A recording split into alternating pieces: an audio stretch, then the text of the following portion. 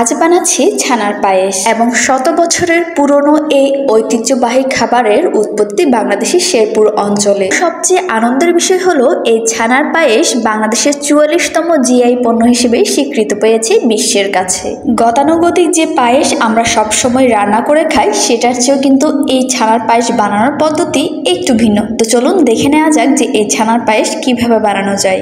এখানে আমি প্রথমে ১ লিটার দুধ নিয়েছি এবং ১ লিটার দুধের আমি আগে ছানা কেটে নেব। দুধের বলক আসলে চুলার জালটা নিভিয়ে দিয়েছি এবং এরপর ১ লিটার দুধের সাথে আমি প্রায় ২ টেবিল চামচের মতো ভিনেগার ব্যবহার করে ছানা কেটে নিয়েছি। ভিনেগার দিয়ে হালকা একটু নেড়ে নেওয়ার কিছুক্ষণের মধ্যে দেখবেন যে ছানাটা আলাদা হয়ে গেছে এবং পানিটা অনেকটা সবুজ হয়ে গিয়েছে। তো সে পর্যায়ে আমি জাস্ট চুলা থেকে তুলে নিয়ে ছানাটা ছেঁকে নেব। তবে ছানা কেটে যাওয়ার পর এটা কিন্তু চুলায় বেশিক্ষণ রাখা যাবে না। যদি আপনি বেশিক্ষণ রাখতে চান তবে সেক্ষেত্রে ছানাটা হার্ড হয়ে যাবে। মিষ্টির ছানা বানানোর জন্য যেভাবে ছানা থেকে পানি ঝরিয়ে ফেলতে হয় এই ছানা বানানোর ক্ষেত্রে কিন্তু ওই ঝামেলাটা নেই। জাস্ট ভিনেগার মিশ্রিত পানিটুকু ফেলে দিয়ে একটু ধুয়ে নিলেই যথেষ্ট। ছানাটা আমি ভালোভাবে ধুয়ে নিয়েছি, এখন চলে যাচ্ছি বাকি স্টেপে। এখানে হাঁড়িতে আমি নিয়েছি ১ লিটার তরল দুধ। এর সাথে ব্যবহার করছি ৬ থেকে ৭ টেবিল চামচের মতো চিনি এবং ২টো এলাচ। ছানার পায়েস বানানোর ক্ষেত্রে অতিরিক্ত চিনি ব্যবহার করার কোনো প্রয়োজন নেই, কারণ এখানে আমি যে দুধটুকু ব্যবহার করেছি এই দুধটুকু অনবরত জাল দিয়ে এটা কমিয়ে ফেলতে হবে। তাই আপনি যদি ভুলে একটু বেশি পরিমাণ চিনি ব্যবহার করে ফেলেন সেক্ষেত্রে দেখবেন যে পায়েসটা অতিরিক্ত মিষ্টি হয়ে গেছে। আর আপনারা নিশ্চয়ই ইতিমধ্যে খেয়াল করে ফেলেছেন যে এখানে আমি ১ লিটার দুধের ছানার পায়েস বানানোর জন্য ১ লিটার দুধ ব্যবহার করেছি। তো আপনারা যদি এই পরিমাণটা মাথায় রাখেন সেক্ষেত্রে ছানার পায়েস কম বা বেশি করে খুব সহজে বানিয়ে ফেলতে পারবেন। আচ্ছা, এদিকে যে ছানাটা আমি রেডি করেছিলাম সেটা একটু ঝুরঝুরে করে নিয়েছি।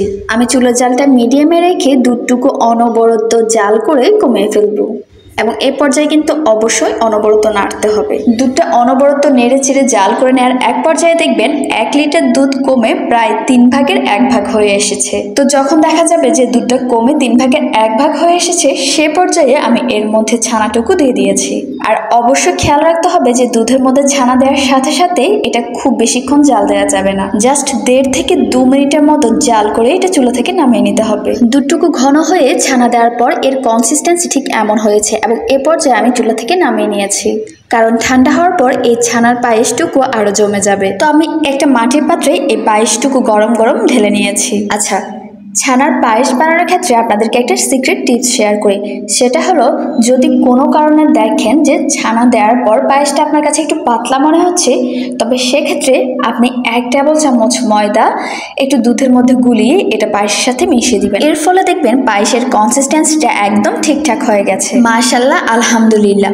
অন্যান্য পায়েসের তুলনায় এই ছানার পায়েস এক কথায় অসাধারণ। এটার টেস্ট একদমই ভিন্ন এবং খুবই মজা। আপনি যখন এই ছানার পায়েসটা একদম ঠান্ডা ঠান্ডা সার্ভ করবেন তখন আপনি এটা যখন মুখে দিবেন মনে হবে যেন মন প্রাণ সবকিছুই জুড়িয়ে যাচ্ছে। এটা এত বেশি মজা। তো আমার আজকে ছানার পায়েস বানানোর ভিডিওটি আপনাদের কেমন লেগেছে সে বিষয়ে মতামত জানাতে পারেন এবং ছানার পায়েসের রেসিপি খুঁজে পেতে যাতে কষ্ট না হয় সেজন্য আপনি চাইলে এই রেসিপিটা আপনার টাইমলাইনে শেয়ার করে রেখে দিতে পারেন এবং পরবর্তীতে এরকম আরো নতুন নতুন অনেক ভিডিও পেতে আমার পেজ কিংবা ইউটিউব চ্যানেলের সাথে যুক্ত হয়ে যেতে পারেন। এই ছানার পায়েস ঠান্ডা হওয়ার পর আরো অনেক বেশি জমে যায় এবং খেতে আরো বেশি মজা লাগে। তো আজকের ভিডিও থাকছে এ পর্যন্ত। সবাই ভালো থাকুন, সুস্থ থাকুন। আল্লাহ হাফিজ, আসসালামু আলাইকুম। আর হ্যাঁ, আমাদের বাঙালির ঐতিহ্যবাহী খাবারগুলো দেশ থেকে দেশান্তরে ছড়িয়ে পড়ুক।